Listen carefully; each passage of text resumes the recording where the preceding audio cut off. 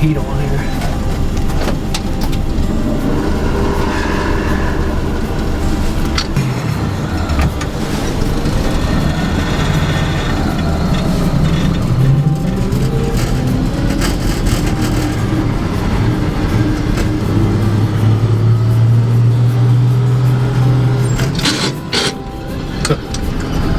Fine and grinding, dude. Welcome back to the Brothers Workshop. My name's Dave, this is Sean, and today we are headed out to check out the cheapest abandoned mansion on the internet. I'm in the market for a house. I'm looking for something to renovate. As many of you may not know, I'm an architect and I'm a preservationist in art. I'm not, and he's not. But we like to build stuff on this channel, and since I'm in the market for a new house, I'm thinking, why not buy something that's a fixer-upper? We can bring you guys a lot of content. So what we're doing is we're headed out to take a look at this thing today. As an FYI, I know some of you are going to be wondering how much this thing cost. It was listed for $50,000 initially. Tell them what it's worth now, David. Tell them what it's worth. Tell them what it's worth. It's listed right now at $27,000. So we're going to go take a look at this 10-bedroom mansion that's been abandoned for the past couple of years. And we're going to go see if it's something that the two of us can tackle. If it's a project worth it, and if it's, you know, cool enough for us to feature on the channel. So stay tuned, we're taking you guys along for the ride.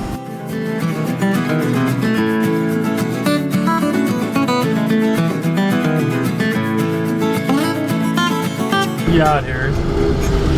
David, what you think? It's not bad. What's this thing down here? This is lever down here under the... What do you mean? That lever down there. You don't What's know what that? the high beams are? No, That's the high beams, fam. Oh, no. I'm sorry. You were pointing. That's the emergency brake. That's the high beams down there. That's your high beams down there on the floor? I was going to ask about that one, too. This one right here. Check it. This is high beams. Where's your regular beams? Regular beams are right here.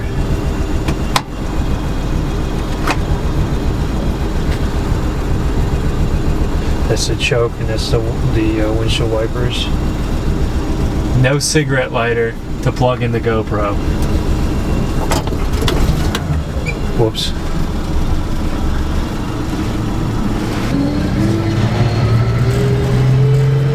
Breaking necks already. Breaking necks. Cash and checks.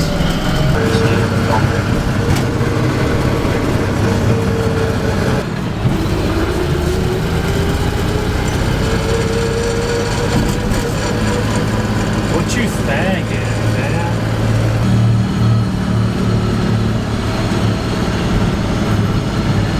Get so jaunty. Hello. This isn't what I was expecting. I felt like it'd be a great idea to jump in with you and give you a guided tour of this mansion. Now, the listing photos that you guys just saw, they don't do this justice. They make it look like it's a lot better than it is. The building's actually in really terrible shape. I expected something like that. Sean expected something like that, but we didn't quite expect this. Now, it's not like somebody came through and vandalized the space, but as you can see from the front porch, it's a lot of time, neglect, and weather that really started to take this building and kind of put it into the condition that it's in now. You can see around the front door, there's a lot of separation between the woodwork and the stone, and even the front door itself, more industrial, alludes to a use that was no longer a private residence. Now, opening this gigantic industrial door, we enter the foyer. On the right-hand side, there is what seems to be a smaller living room, or maybe at some point was used as a bedroom. And then just beyond that was definitely a space that was used as a bedroom. Very interesting. As you could see, ceilings are coming down. That is black mold for sure right there in the center of the screen. And we're just going to step out of there back into that living space. Could have been used as an office or something like that, or as kind of a more private space, living space for that bedroom.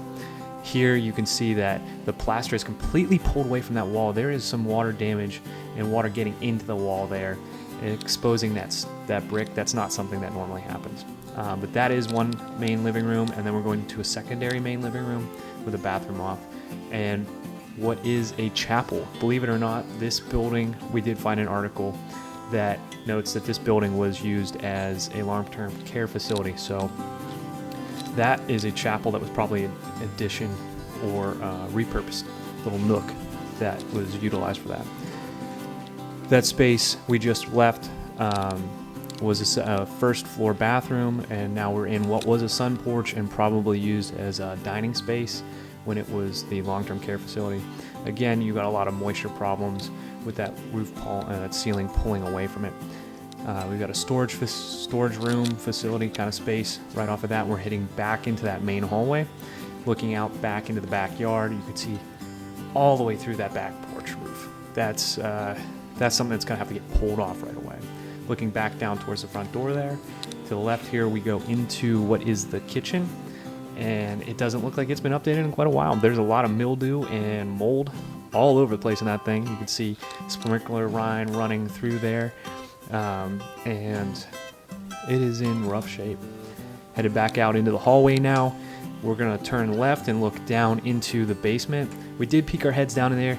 It was too dark to get any footage, and it was a lot of mildew and mold. As you can see here, that whole ceiling is pulled off, and there is water just pooling. That's standing water. It's about an inch of water right there, half inch of water.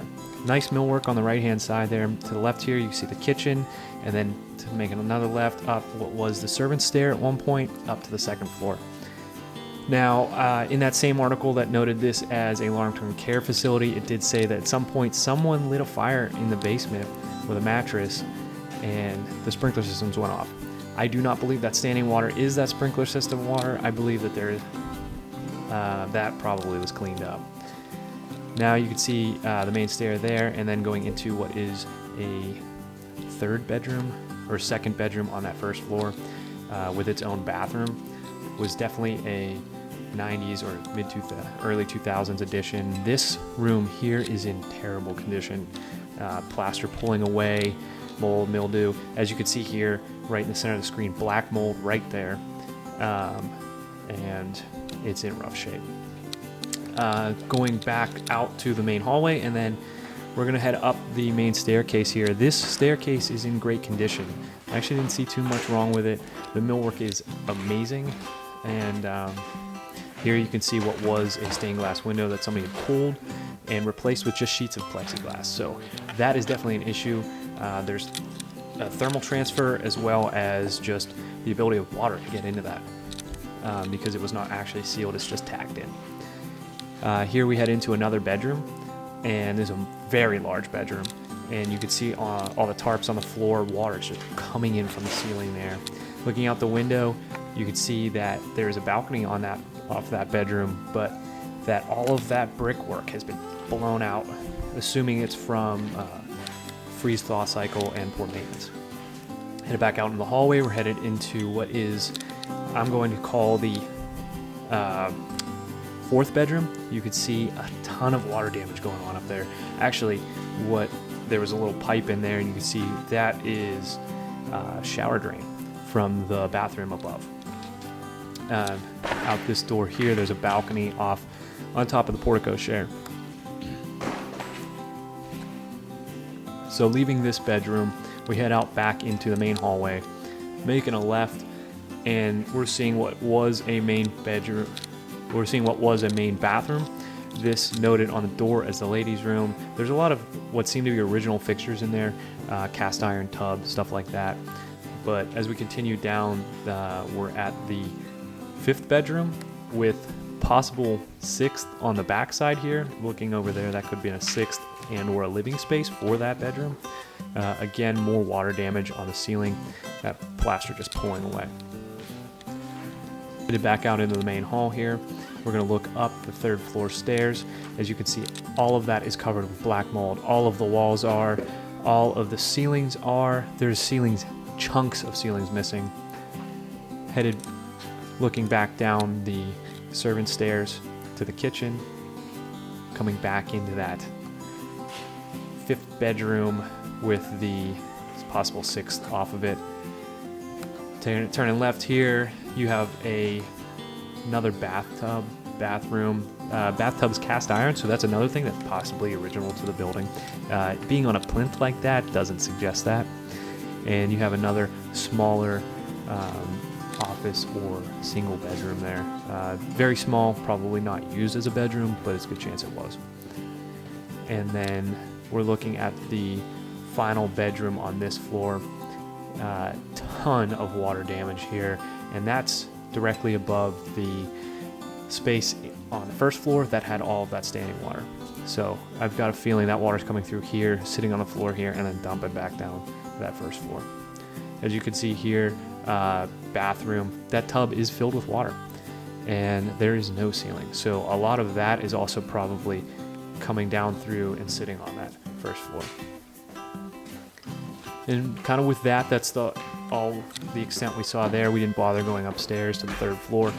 There was a kitchen, 2 baths, and I believe 3 or 4 bedrooms up there as well, but that doesn't really matter to us because that would have to get completely gutted. All right, we're gonna take one last look down the main hallway and up the main stair on the first floor, and we're gonna head outside to take a look at what's going on around the building. There's a lot worse condition than just that interior. As you can see here, it does have some really cool stone columns and a fence around it, which is really unique and ties into the building. Headed underneath the portico share, you can see there is a lot of damage on that right-hand side under that little window here. I've got a feeling that there's moisture that's getting onto that portico share or water from when it rains, and then headed down somehow on a crack between that overhang and the rest of the building. And sad to say, but on the back side of that is where you saw all that plaster pull away in the living room and that exposed brick. So there is a lot of water that's actually getting into the wall. Here you can see vents for dryers, the outside of the sun porch, which was probably really interesting at one point, a secondary entrance to the basement. There was 2. That one going into what was labeled the boiler room. And the backyard is completely paved. It was used as a parking lot. So interesting enough, we did find an article that listed this building as having been a long-term care facility. Not too long ago, I was able to find that article. It also listed it as somebody lit a fire in the basement with a mattress, set off the sprinkler systems, and this is like 2012. So that caused the sprinkler systems to dump, and at one point, I believe that was probably the last time it was occupied. So it's been sitting vacant for 7 to 8 years. In my assumption, you could tell nobody's maintained it, and it takes a while. So that's almost a decade of neglect, especially on this backside. That porch has got to get pulled off and rebuilt. Headed up the stairs here, you can see that they've done an addition, added a little back room there, and you can see holes all the way through that porch roof. Now, this is not stuff that can't be done, can't be repaired. I think it's really kind of easy to fix. It's going to cost money, and it's going to take some time. So that's something to keep on your mind when kind of attempting a project like this. Looking back over the rest of the building, you can see there's some stonework that needs and brickwork that needs repaired. The sprinkler system letting out, I don't think that actually ever caused an issue. I think that water is all from the roof that's sitting in the building. Now you can see that neighbor's fireplace actually sticks out in between those columns of the portico share. I think that might be an issue. If it's not a issue directly affecting this building, it is definitely an issue affecting zoning in the plot. It's an interesting situation there. So with that, I hope you guys enjoyed our guided tour.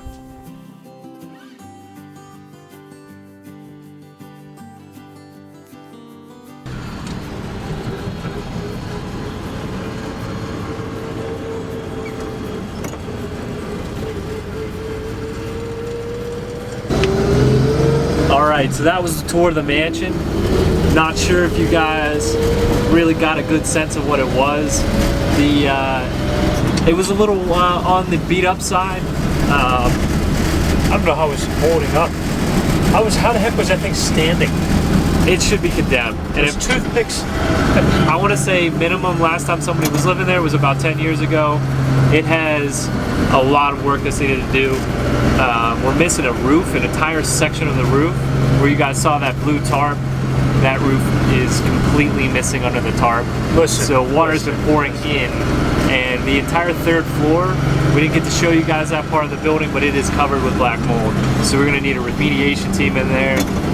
I'm thinking it might be a little above my expertise and a little higher, but how many likes we want to say? If we get 100,000 likes on this video, let's say 100,000 likes, I'll straight up buy that thing. I don't care. You get 100,000 likes on this video, I'll buy that mansion. That thing was being held up by termites holding hands. Yeah, termites holding the hands. That was basically what we just saw. Whatever. We'll leave it up to you guys. YOLO. Hey, if you actually like the content, drop us a thumbs up. Feel free to subscribe. We're coming out with new content all the time. We're going on a journey here with the old 66 and looking for a new building. We're really wanting to renovate something, so if you guys subscribe, you can come along on that journey with us. Until then, keep building.